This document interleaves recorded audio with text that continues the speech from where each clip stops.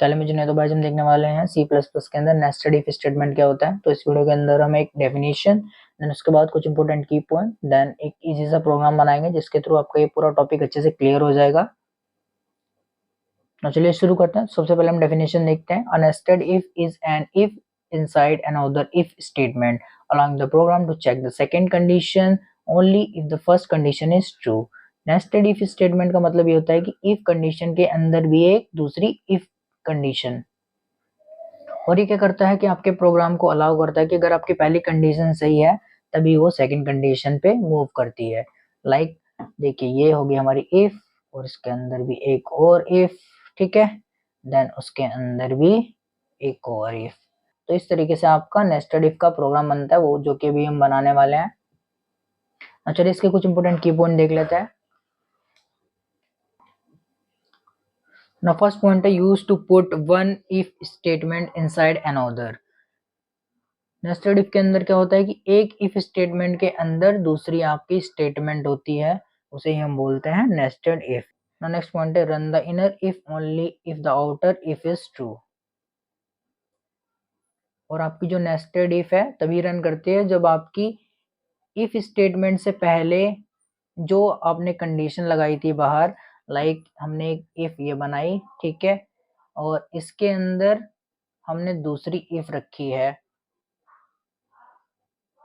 तो आपकी ये वाली जो इफ कंडीशन है वो रन करेगी जब आपकी जो पहले वाली कंडीशन है इफ के अंदर वो सही होगी, तभी आपकी जो सेकंड वाली कंडीशन है वो रन करेगी। नेक्स्ट पॉइंट है allowing checking more than one condition step by step.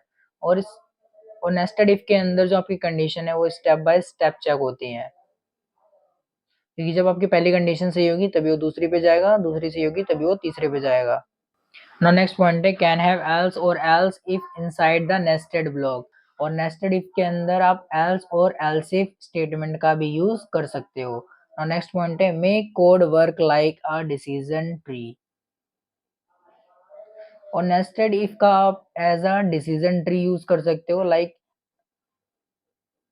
तो डिसीजन ट्री का मतलब यहाँ पे ये है कि अगर आपकी जो पहली कंडीशन है वो सही हुई तो आपने सही डिसीजन लिया कि भाई मेरी ये कंडीशन सही है, तो हम नेक्स्ट इफ पे चले गए, देन ये भी हमारी कंडीशन है तो नेक्स्ट पे चले गए। तो इस तरीके से ये हमारा एक डिसीजन ट्री भी बन जाता है। तो चलिए हम इसका प्रोग्राम बना के देखते हैं। गाइस ना चलिए अपने नेस्टेड इफ का प्रोग्राम समझते हैं। तो सबसे पहले मैंने क्या किया, अपने हेडर फाइल लगाई हैश इंक्लूड आई स्ट्रीम, जिसके थ्रू हम क्या करते हैं अपने इनपुट और आउटपुट फंक्शन परफॉर्म करते हैं। यहाँ पे आई का मतलब होता है इनपुट और ओ का मतलब होता है आउटपुट, और इसी हेडर फाइल के थ्रू अपने सी इन सी आउट परफॉर्म करते हैं। यहाँ पे देखिए सी आउट और सी इन लिखा है, तो इसी हेडर फाइल के थ्रू ये परफॉर्म हो रहे हैं। इसके बाद हम लिखते हैं यूजिंग नेम स्पेस एसटीडी। तो ये हमारी एक स्टैंडर्ड लाइब्रेरी होती है जिसके थ्रू हमारा सी प्लस प्लस का प्रोग्राम रन होता है, और अगर हम ये नहीं लिखेंगे तो हमारा सी प्लस प्लस का प्रोग्राम भी रन नहीं होगा ना। इसके बाद हम लिखते हैं अपना मेन फंक्शन इंट मेन करके, ठीक है ना। मेन फंक्शन के बाद ही हमारा असली प्रोग्राम शुरू होता है। तो मैंने कर्ली ब्रेसेस लगाया, अपना प्रोग्राम शुरू किया।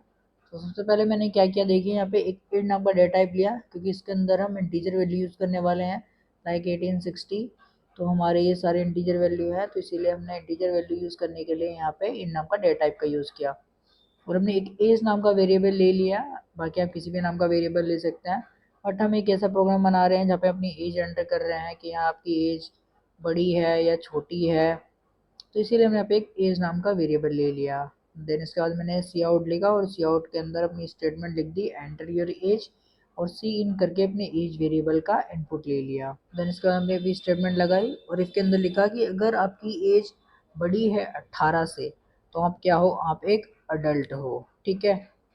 देन इसके बाद हमने नेस्टेड इफ एल्स स्टेटमेंट लगाई, और यहाँ पे लिख दिया अगर आपकी एज बड़ी है 60 से तो आप क्या हो, आप एक सीनियर सिटीजन हो, नहीं तो आप एक माइनर एज में आते हो, ठीक है। नाउ हमारा प्रोग्राम यही है, नाउ उसे एग्जीक्यूट करते हैं, कंपाइल एंड रन।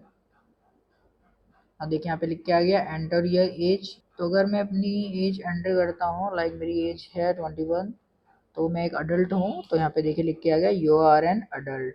अगर मेरी एज हो जाती है 65 तो मैं बुढ़ा हो जाऊँगा, तो मैं सीनियर सिटीजन हो जाऊँगा।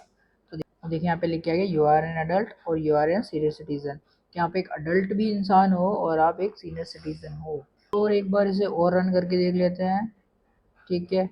तो अगर मेरी एज 18 से ज़्यादा नहीं है, अगर मेरी एज 10 साल है तो मैं क्या हूँ, एक माइनर हूँ। यस, यहाँ पे लिख के आ गया यू आर अ माइनर। सो आई आपको ये समझ में आ गया होगा। समझ में आ गया तो वीडियो को लाइक, चैनल को सब्सक्राइब कर लेना। बाकी मिलता है आपसे नेक्स्ट वीडियो में नेक्स्ट टॉपिक के साथ।